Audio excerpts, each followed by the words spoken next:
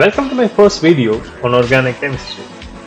This video is going to be a first part of a series where we'll break down concepts in organic chemistry in a very simple and an intuitive way.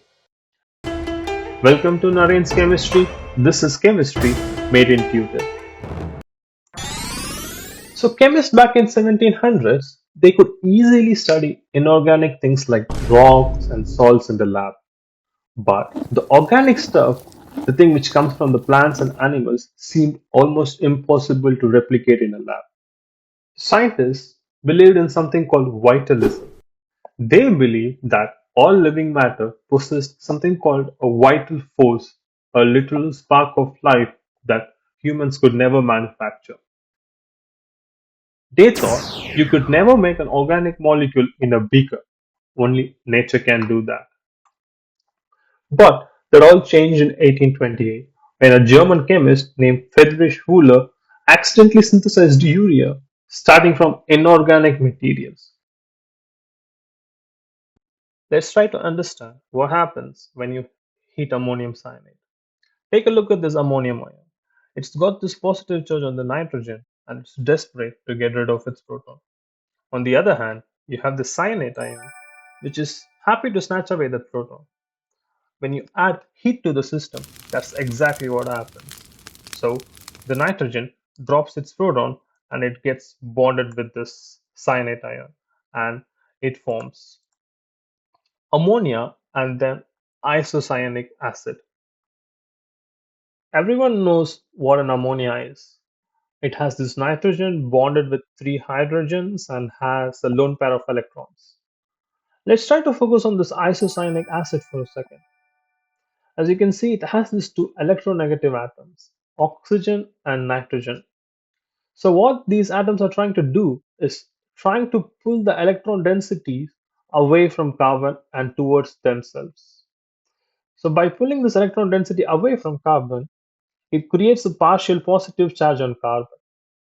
So now carbon is electron deficient.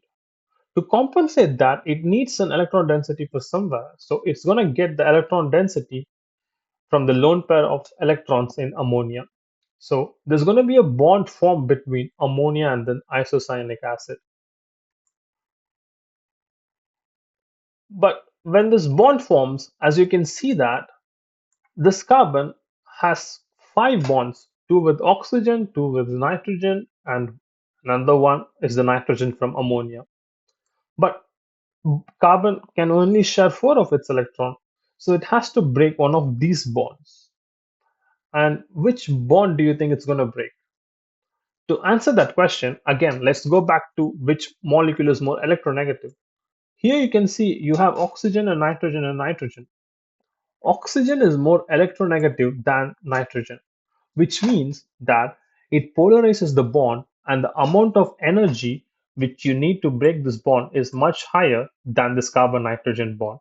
So when this ammonia gets attached to the carbon atom, it's going to break the carbon nitrogen bond here. Yeah, so it's going to break this bond and form a single bond. And now you have this molecule. Let's try to understand what's happening here, right? You have a carbon bonded to a double bond oxygen, and then to the left, you have a nitrogen connected to a hydrogen. So once ammonia gets bonded to this isocyanic acid, you get this molecule, right? And but this is not how the structure of urea looks like. So there should be like another step where this molecule goes under this rearrangement reaction to form urea. So what is that? Let's try to understand this, right? So here you have this nitrogen, which is positively charged. It has four bonds, and then here you have a nitrogen, which should be negatively charged because it just has two bonds. So this nitrogen here is desperate to get rid of one of its hydrogens, and this hydrogen could be accepted by this nitrogen over there. So this is what happens. So this hydrogen bond breaks and it goes here and gets bonded to this nitrogen. And there you have it. So This is urea. Um, and this is how Friedrich Wöhler tried to synthesize urea.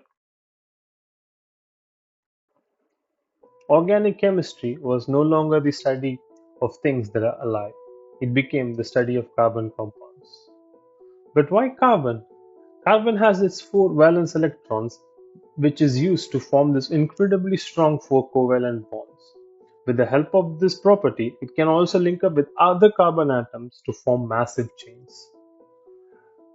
But why carbon, the chosen element for this? What makes it so unique that it can have an entire branch of science named after it? And how does it build this three-dimensional structure? And these are all the questions which we are going to answer in the next video.